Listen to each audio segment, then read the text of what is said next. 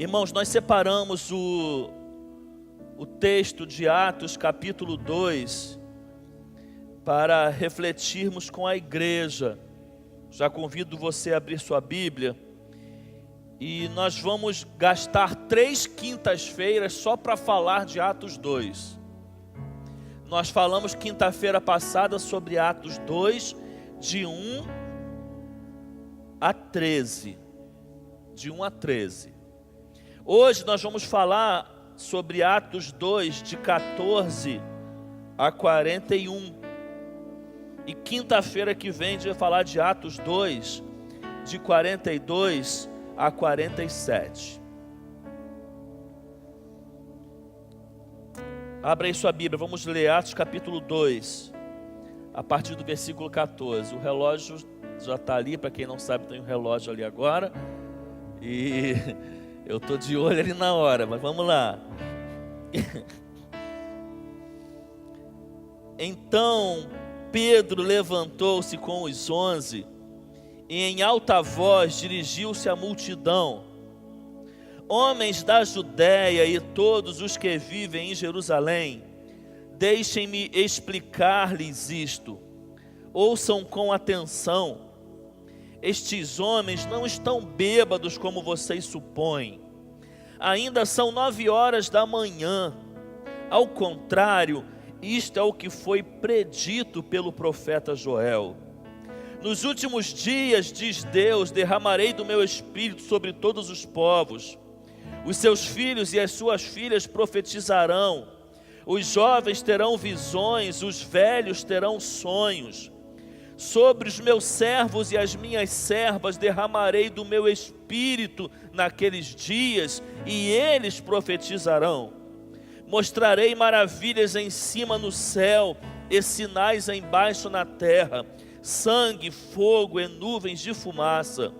O sol se tornará em trevas e a lua em sangue, antes que venha o grande e glorioso dia do Senhor.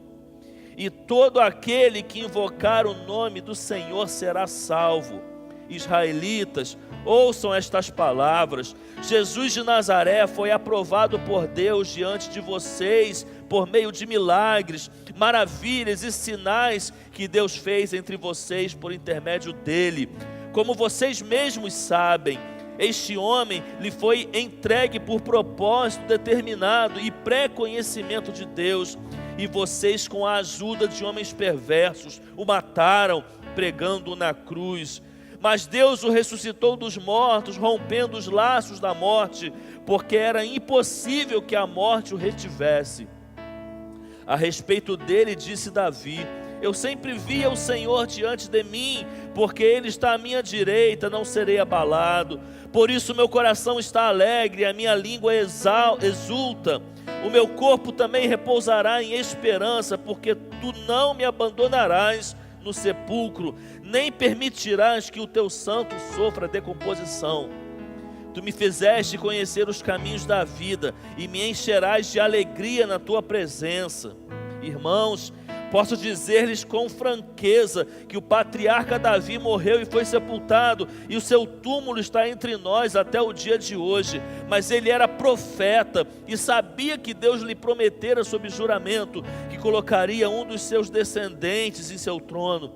Prevendo isso, falou da ressurreição de Cristo, que não foi abandonado no sepulcro e cujo corpo não sofreu decomposição.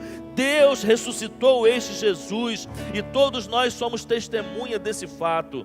Exaltado à direita de Deus, ele recebeu do Pai o Espírito Santo prometido e derramou o que vocês agora veem e ouvem. Pois Davi não subiu aos céus, mas ele mesmo declarou: o Senhor disse ao meu Senhor: senta-te à minha direita, até que eu ponha os teus inimigos como estrado para os teus pés. Portanto, que todo Israel fique certo disso: este Jesus a quem vocês crucificaram, Deus o fez Senhor e Cristo.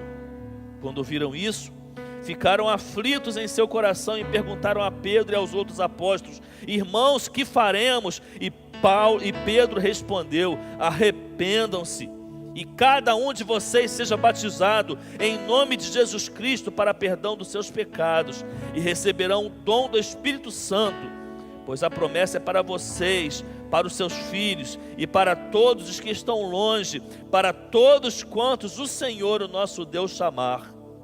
Com muitas outras palavras os advertia e insistia com eles: salvem-se desta geração corrompida. E os que aceitaram a mensagem foram batizados, e naquele dia houve um acréscimo de cerca de 3.000 pessoas. Pai, nós oramos ao Senhor, clamamos pela Tua misericórdia, pela Tua graça, que haja unção, Deus, vinda do alto, óleo e azeite derramado sobre nossa cabeça. Nós oramos em nome de Jesus, amém. Irmão, eu disse na quinta-feira que todo o texto bíblico é importante, toda a escritura é importante. Mas tem alguns textos da Bíblia, tem alguns momentos da Bíblia, irmãos, que são fundamentais para a história do cristianismo, para a história da fé. E sobre Atos 2, eu disse na quinta-feira, Atos 2 é fundamental para a história da fé cristã. Não poderia deixar de existir Atos 2. Não poderia. Não poderia ter essa Bíblia, ter essa escritura sem ter Atos 2.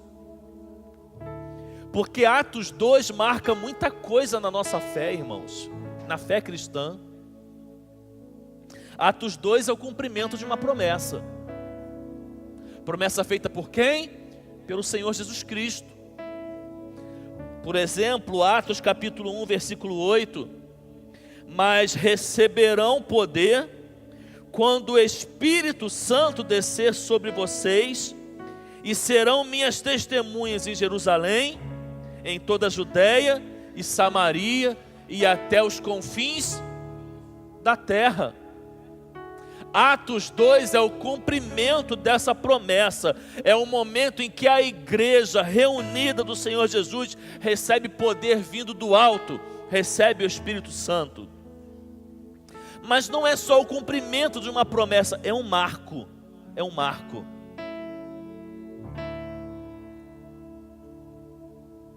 O cristianismo é uma coisa antes de Atos 2. E ele é outra após Atos 2. Tem um marco aqui. Tem um marco. Quando você olha para o Antigo Testamento e até Atos 2, como é que era a relação das pessoas com Deus? Como é que era a relação com o Espírito de Deus? Você vai ver no Antigo Testamento que o Espírito de Deus, ele em alguns determinados momentos, ele se apossava de algumas pessoas por algum tempo, por algum momento, mas não eram todos que tinham aquela presença do Espírito. Você entende isso que eu estou falando? Lembra de Sansão? Por exemplo, e o Espírito do Senhor se apossava de Sansão, e Sansão fazia maravilhas em determinados momentos da história, e em determinadas pessoas escolhidas por Deus, o Espírito Santo se apossava delas. Atos 2 muda isso. Quem recebe o Espírito de Deus a partir de Atos 2? Todo aquele que crê em Jesus Cristo. É um marco, é um marco. Não são mais algumas pessoas escolhidas por Deus para um propósito definido, para um tempo definido. Somos todos nós. Por gentileza, abre a sua Bíblia aí, vai lá em Efésios, capítulo 1, versículo 13.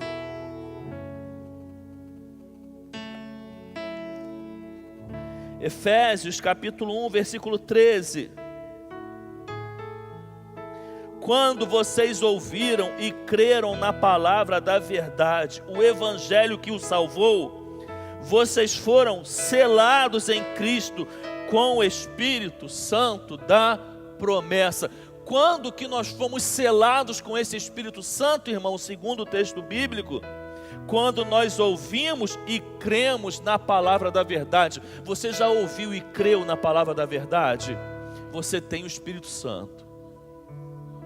Não tenha dúvida disso. Você não precisa esperar um tempo para o Espírito Santo vir sobre você. O Espírito Santo está em você. E isso acontece no momento que você ouve e crê na palavra da verdade. Se você ouviu e creu na palavra da verdade, você tem o Espírito Santo. Atos 2 é um marco. E por ser um marco, inicia-se um novo relacionamento. O relacionamento do crente com o Espírito Santo. Então na semana passada, irmão, deixa eu pular um pouco aqui, nós ficamos presos aqui em Atos capítulo 2, de 1 a 13. Quando acontece aquele fenômeno de línguas serem repartidas, repousarem como fogo em relação às pessoas que estavam ali, começarem a falar em outras línguas, e aqueles que estavam ali, embora vindo de vários lugares, começaram a entender na sua língua materna tudo aquilo que estava sendo falado. E eu falei aqui na semana passada, irmãos, que o Espírito Santo, ele marca a vida de qualquer pessoa. Como ele foi um marco na história do cristianismo, ele é um marco na nossa vida, porque aquele que é selado com esse Espírito nunca mais vai ser o mesmo. Não tem como ser o mesmo. Amém? Não tem como ser o mesmo uma vez que se é selado por esse Espírito Santo. Quando eu me encontro com esse Espírito, eu me encontro com o Criador, eu me encontro com aquele que dá sentido à minha vida. Eu tenho uma presença que eu não consigo mensurar, uma força que eu não consigo entender dentro de mim. E essa força me impulsiona, me leva a viver, a agir de uma forma diferente do que eu agia, a ter contato com o sagrado, com o eterno, a sentir esse Deus que nós cantamos que é soberano, sentir Ele dentro de mim. Não tem como se encontrar com o Espírito Santo e continuar sendo o mesmo, porque aquele que está em Cristo é a nova criatura. As coisas velhas já passaram, eis que tudo se fez novo. É o Espírito Santo que faz isso em nós, irmãos. Atos 2 é muito interessante porque aqui começa a igreja. Nós somos descendentes de Pentecoste. Já fiz uma mensagem aqui, no final mandei todos dizerem: eu sou pentecostal. Não quero dizer com isso que você seja alguém que viva o movimento pentecostal que nós conhecemos. Não é isso que a frase quer dizer. Mas quando nós dizemos eu sou pentecostal, é porque a igreja nasce em Pentecoste. Então, Atos 2, irmãos, marca o início da igreja. E sobre a igreja e o Espírito Santo é importante dizer uma coisa: a igreja só é igreja quando tudo que ela vive é evidenciada pelo Espírito Santo. Se a igreja não tem a marca do Espírito Santo, ela só é um CNPJ. E mais nada. E mais nada, o que diferencia a igreja de qualquer outra instituição é o Espírito Santo. Sem o Espírito Santo, ela é só um CNPJ. Ela é uma instituição qualquer. Ela é uma ONG, ela é o que for, mas ela só é igreja quando ela tem a marca, quando ela caminha através do Espírito Santo.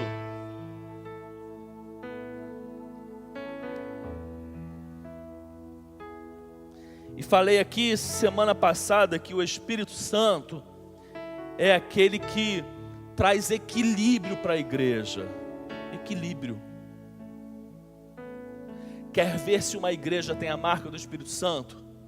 Ela tem que ser equilibrada. Ela tem que ser organizada. Espírito Santo não tem como marca a desordem. Guarde isso. Por que eu estou dizendo isso? O Espírito Santo vem, línguas repartidas como de fogo pousam sobre as pessoas, elas começam a falar em outras línguas, e o que o Espírito Santo faz? O Espírito Santo organiza as coisas. Ele pega aquilo que ninguém poderia ser capaz de entender e faz com que as pessoas entendam. Ele é a ponte.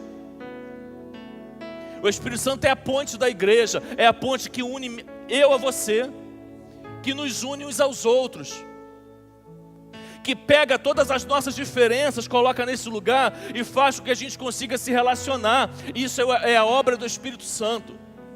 Nós não seríamos capazes de fazer isso. Isso é obra do Espírito Santo. Logo, Ele é aquele que é o intérprete da igreja. Ele é aquele que é o equilíbrio da igreja. Tira o Espírito Santo da igreja, a igreja entra em desequilíbrio.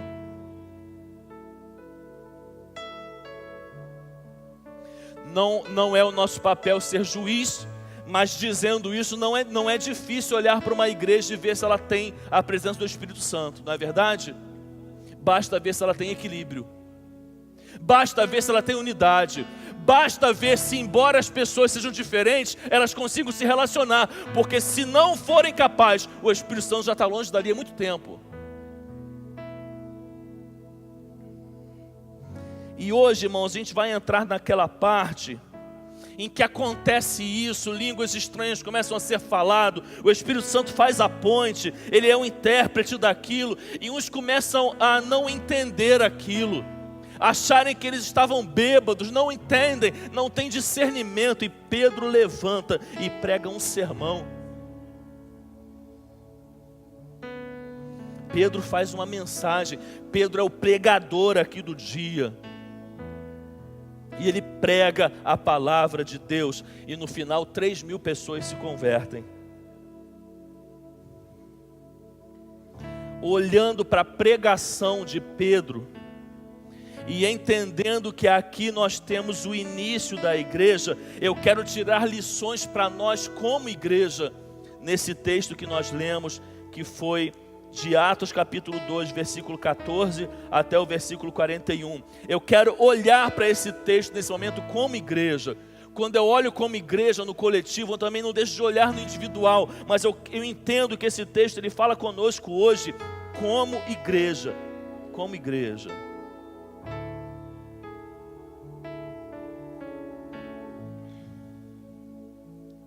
A igreja de Atos 2 tem muito a nos ensinar, irmãos, e a primeira lição que eu tiro nesse texto que nós lemos sobre a nossa vida como igreja é que a igreja ela necessita ter discernimento espiritual.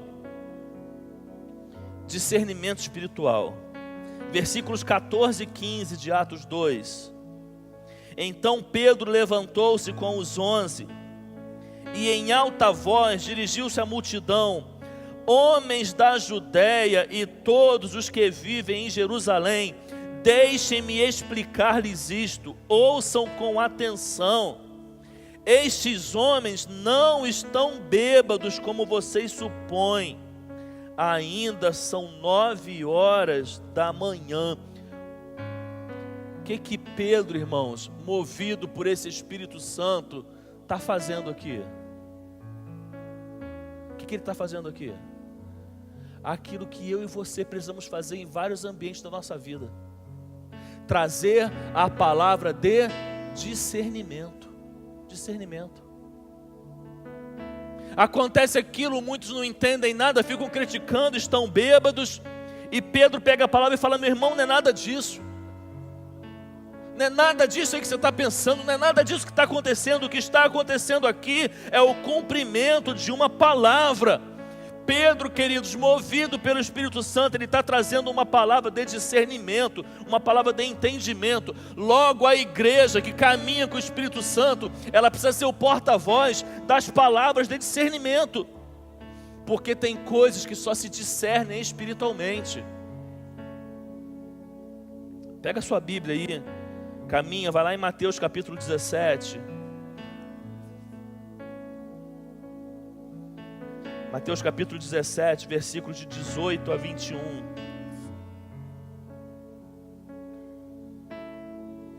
Mateus capítulo 17, versículos de 18 a 21.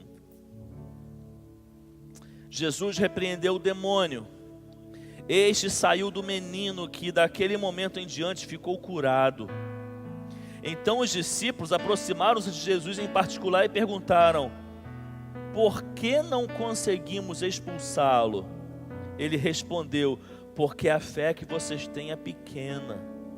Eu lhes asseguro que se vocês tiverem fé do tamanho de um grão de mostarda, poderão dizer a este monte: vá daqui para lá, e ele irá. nada lhe será impossível, mas essa espécie só sai pela oração e pelo jejum. O que acontece nesse texto, irmãos? Jesus havia subido com 3 dos seus discípulos, Pedro, Tiago e João, para o monte onde ele se transfigurou, onde apareceu Moisés e Elias ali, e ele sobe com 3 discípulos para orar. Quando ele sobe para orar, algo acontece lá embaixo, tumulto toma conta lá embaixo. Um homem traz um filho endemoniado, leva os discípulos de Jesus. Aqueles que não subiram com ele para orar estavam lá embaixo. E tenta imaginar a cena. Aqueles discípulos colocavam as mãos sobre o menino e mandavam aquele demônio sair, demônio algum saía.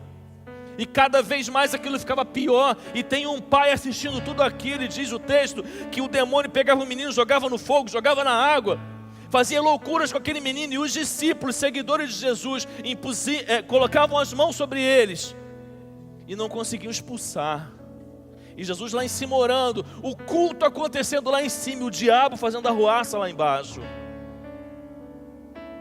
Jesus desce do culto, chega lá e se depara com essa cena. Jesus repreende o demônio sai na mesma hora. Aquele menino é curado.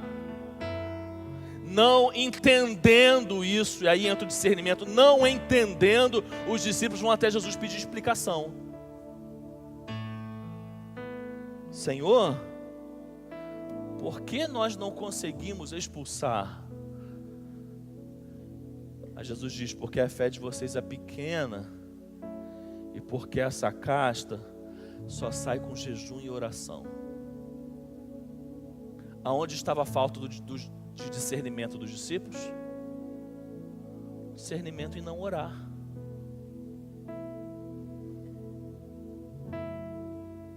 O discernimento de que tem coisas na nossa vida que nós só resolvemos com oração. Olha a nossa falta de discernimento aí. Olha a nossa falta de discernimento aí. Perdoe a expressão, o diabo está fazendo uma bagunça na nossa casa. E a gente não entende que isso só vai ser resolvido com jejum e oração. Falta de discernimento. Falta de discernimento. A mesma que os discípulos tiveram. E que tentaram um monte de coisa, mas nada iria resolver. Porque quando nós somos guiados por esse Espírito, que é o Espírito da igreja, ele fala conosco que nós precisamos orar. E tem coisas que nós não vamos vencer sem oração. Então que eu e você, que nós como igreja tenhamos o discernimento concedido pelo Espírito Santo, para que a gente possa entender que tem coisas na nossa vida que é só com a oração. Pega a sua Bíblia aí, vai lá em 2 Reis, capítulo 6, versículo 17. 2 Reis, capítulo 6, versículo 17.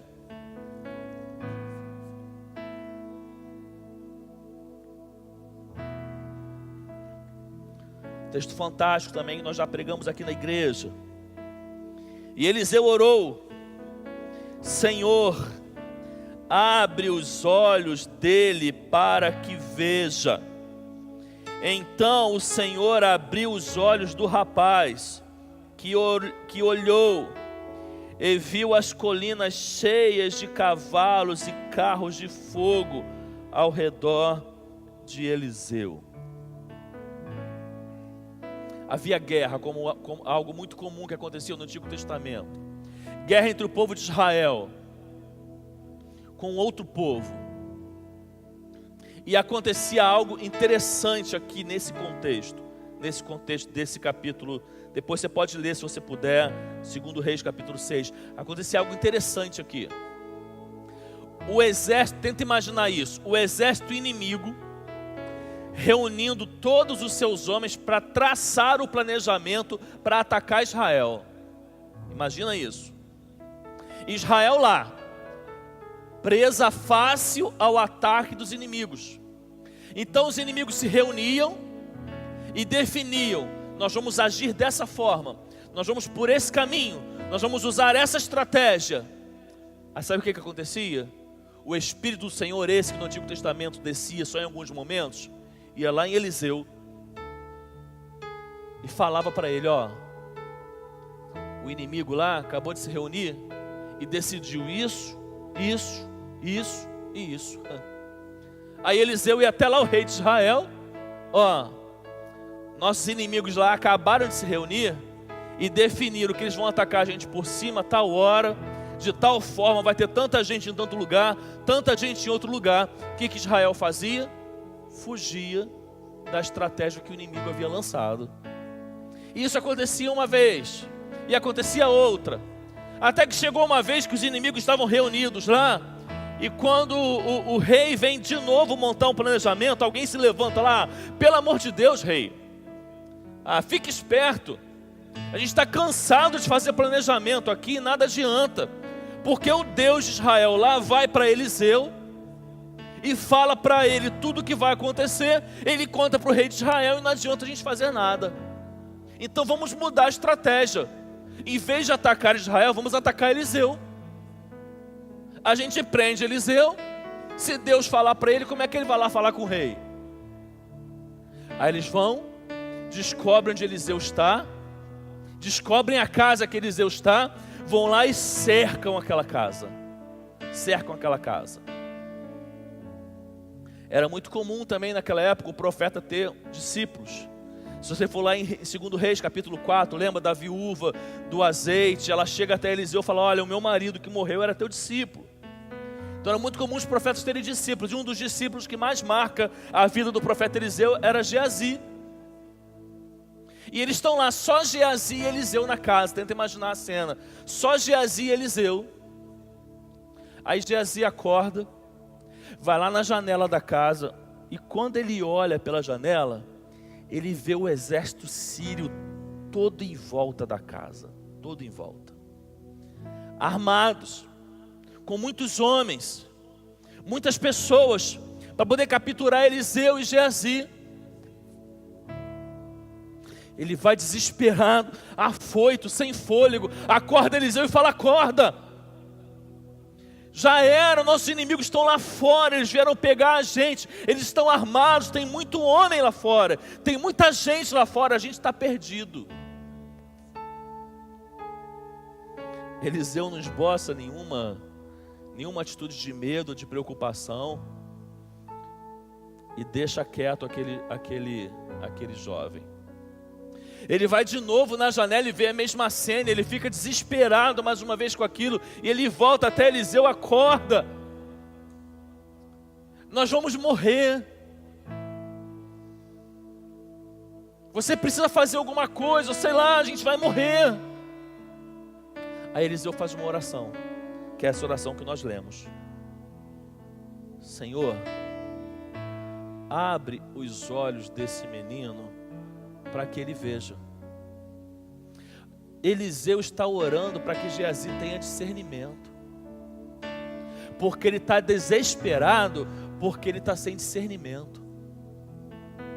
As palavras de Eliseu são simplesmente, Senhor, dê discernimento a esse jovem.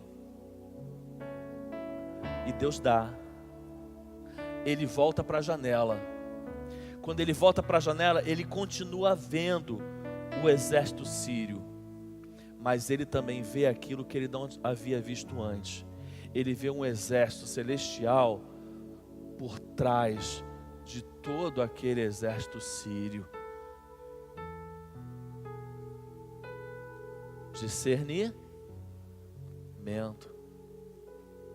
O mesmo discernimento que nos faz entender qual é o tempo de orar e de travar determinadas batalhas só através da oração, é com esse discernimento também que em determinadas situações da nossa vida, a gente vai enxergar que nós não estamos sozinhos. É o discernimento que ao invés de me trazer desespero, vai me trazer paz. Paz em meio aos problemas. O inimigo está à minha volta, mas eu estou em paz, porque o discernimento abriu meus olhos. Quando a igreja é uma igreja que vive com o discernimento espiritual, ela é uma igreja de olhos abertos pela fé. É uma igreja que enxerga aquilo que aos olhos humanos ela não poderia enxergar, mas ela enxerga porque é o Espírito que abre os olhos dela. Irmãos, a igreja que vive com discernimento, ela enxerga os que o de fora não enxergam. Olham lá, eles estão bêbados. Que loucura é essa? Não, não é loucura, é cumprimento de uma profecia. Você não enxerga porque seus olhos estão vendados, mas nós temos o Espírito Santo, nossos olhos estão abertos, nós entendemos o que os de fora não entendem. A igreja, queridos, quando ela tem o discernimento do Espírito Santo, ela consegue entender até os momentos indesejados. Até os momentos indesejados. Tinha tudo para acontecer, isso não aconteceu. Não tinha como isso dar errado, deu errado. A igreja tem um discernimento, ela não se desespera. Ela consegue entender que tem um propósito de Deus para cada coisa. Ela consegue perceber que ainda que não tenha dado certo, Deus sabe o que faz.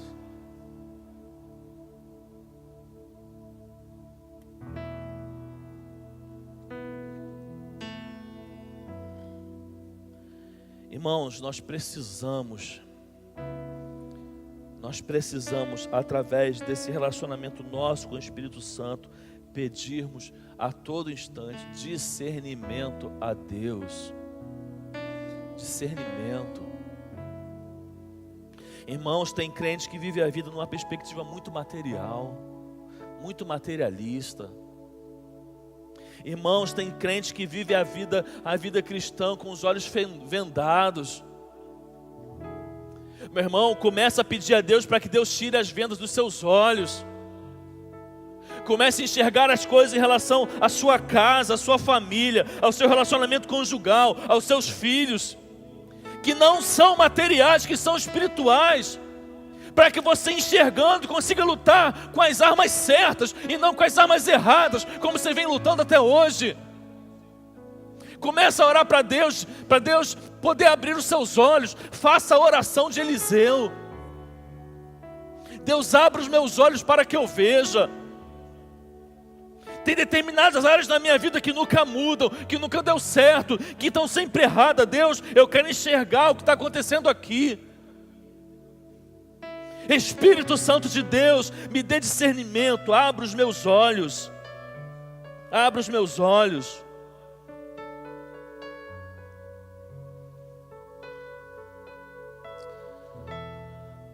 Segundo lugar,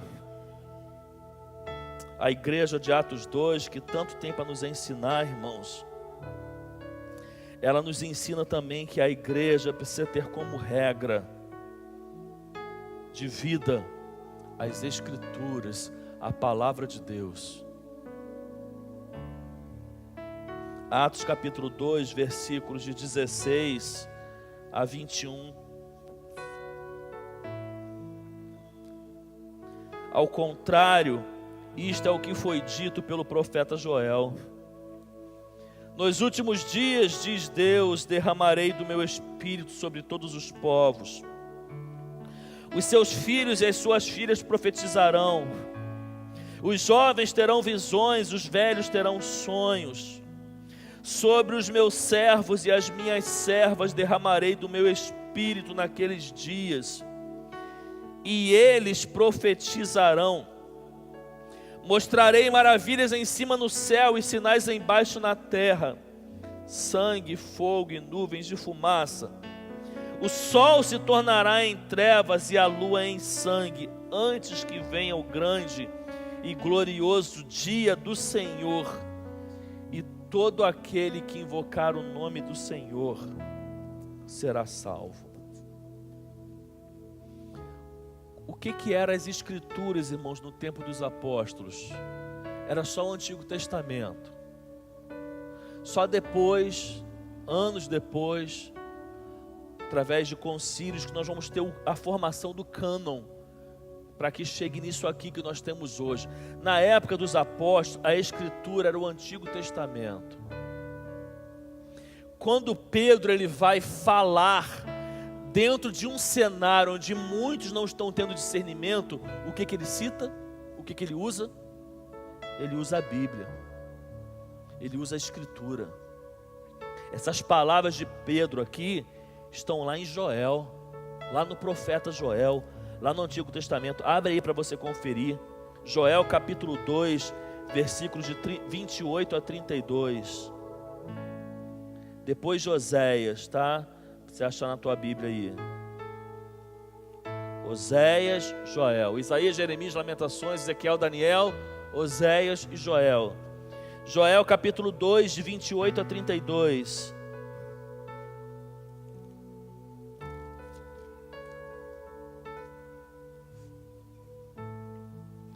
E depois disso, derramarei do meu espírito sobre todos os povos.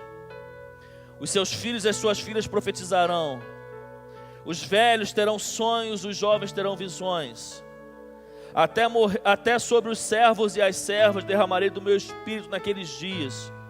Mostrarei maravilhas no céu e na terra, sangue, fogo e nuvens de fumaça. O sol se tornará em trevas e a lua em sangue, antes que venha o grande e temível dia do Senhor. E todo aquele que invocar o nome do Senhor será salvo. O que Pedro está fazendo? Você consegue entender o que ele está fazendo? Ele está abrindo a Bíblia. Porque falta de discernimento, a gente não discute com as nossas opiniões, a gente discute com a Bíblia. Num ambiente onde eu acho um monte de coisa, a gente esquece o eu acho e abre a Bíblia. E não é o que eu acho, é o que a Bíblia acha. O problema é que a gente tem vivido uma época do eu acho. Eu acho que isso não tem nada a ver. Não, eu acho bem legalzinho isso. Você não tem que achar legalzinho nada. Você tem que conhecer a Bíblia. Porque você só vai saber filtrar alguma coisa e fazer as escolhas para a sua vida quando você conhecer a Bíblia. O problema é que tem muito crente que não conhece a Bíblia. Aí não pode fazer o que Pedro fez. Você está achando que eles estão bêbados? Você está achando que é loucura que está acontecendo aqui? Deixa eu abrir a Bíblia aqui para você. Isso aqui não é loucura não. O profeta Joel lá atrás falou sobre isso. Isso aqui é o cumprimento de uma profecia. E não sou eu que estou dizendo não, é a palavra de Deus que está dizendo. O problema é que a gente quer discutir política, religião, futebol, tantas coisas através do eu acho. Não é eu acho, é o que a Bíblia acha. Não é o que eu penso, é o que Deus pensa. Não é o que é bom para mim, é o que é bom para a palavra de Deus. Vamos parar de eu não acho nada. Eu tenho que ver o que a Bíblia diz. O melhor para a sociedade é o que a Bíblia ensina, é o que a Bíblia diz. Não é o que eu penso, não é o que eu acho. Deixa o seu acho de lado. Você não é ninguém, eu não sou ninguém. Porque importa que ele cresça e que eu diminua. Então que a vontade dele seja feita. E eu não vou saber a vontade dele se eu não conhecer a palavra dele.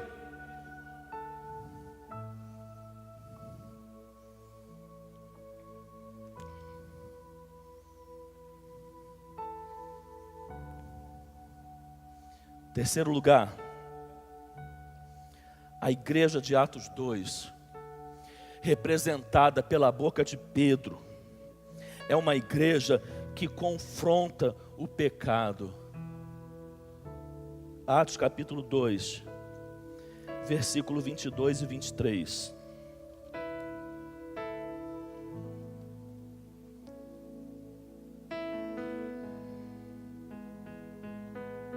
Israelitas, ouçam estas palavras. Jesus de Nazaré foi aprovado por Deus diante de vocês por meio de milagres, maravilhas e sinais que Deus fez entre vocês por intermédio deles, como vocês mesmos sabem.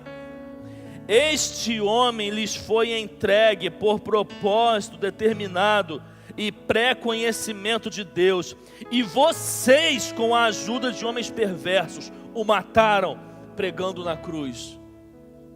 O que Pedro está fazendo? Vamos lembrar? Ele está tendo discernimento para entender o que está acontecendo.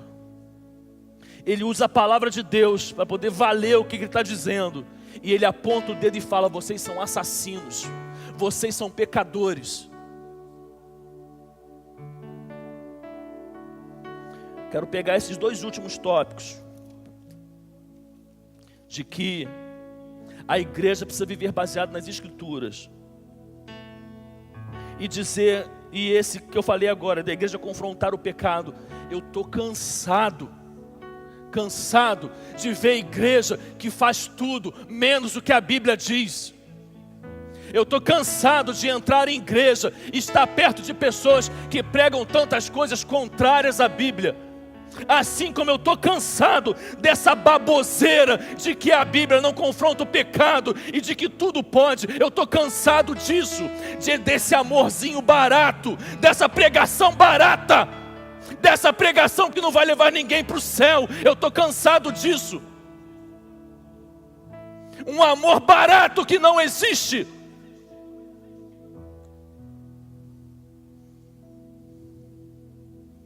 A igreja sempre confrontou o pecado e não pode deixar de confrontar o pecado. Ela ama o pecador, mas a igreja abomina o pecado. O pecado não agrada a Deus, e se não agrada a Deus, não agrada a mim. A igreja tem que ter coragem de colocar o dedo no nariz e falar: você é pecador.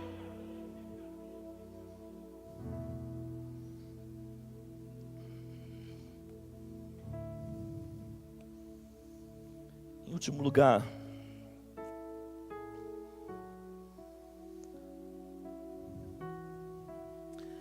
essa mesma palavra que confronta o pecado, ela convida ao arrependimento.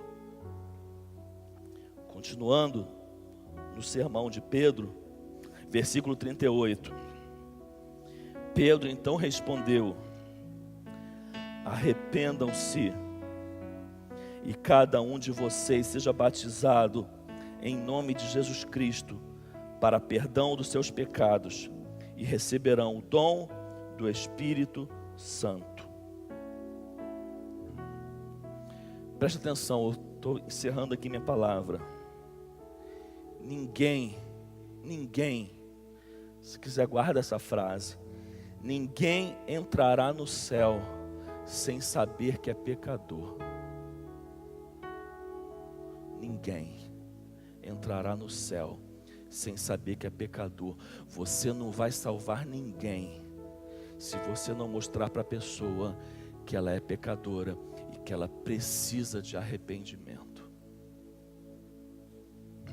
Não tem salvação sem arrependimento. Não tem.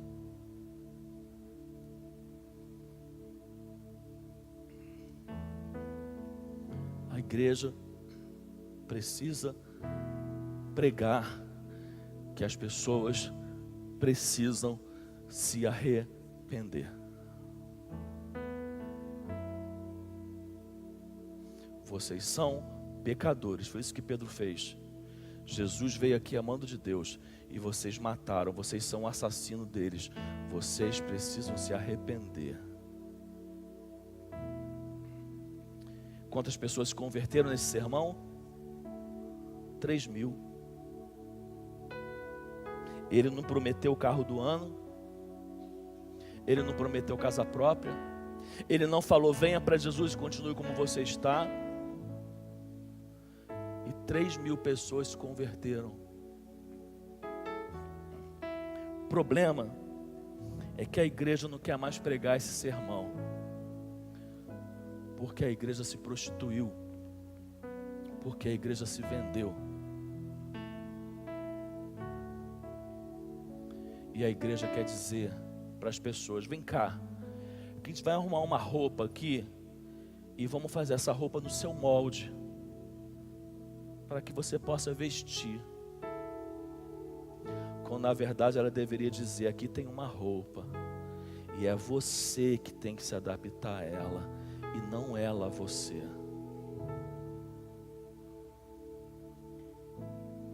Com as nossas imperfeições e falhas, a gente consiga ser essa igreja. A igreja de Atos 2. Hoje em dia é muito comum, e eu também não vejo problema nenhum nisso, as pessoas buscarem alguma igreja que são alguma referência para poder ir lá e aprender alguma coisa. Eu acho super bacana isso, também faço isso quando eu posso.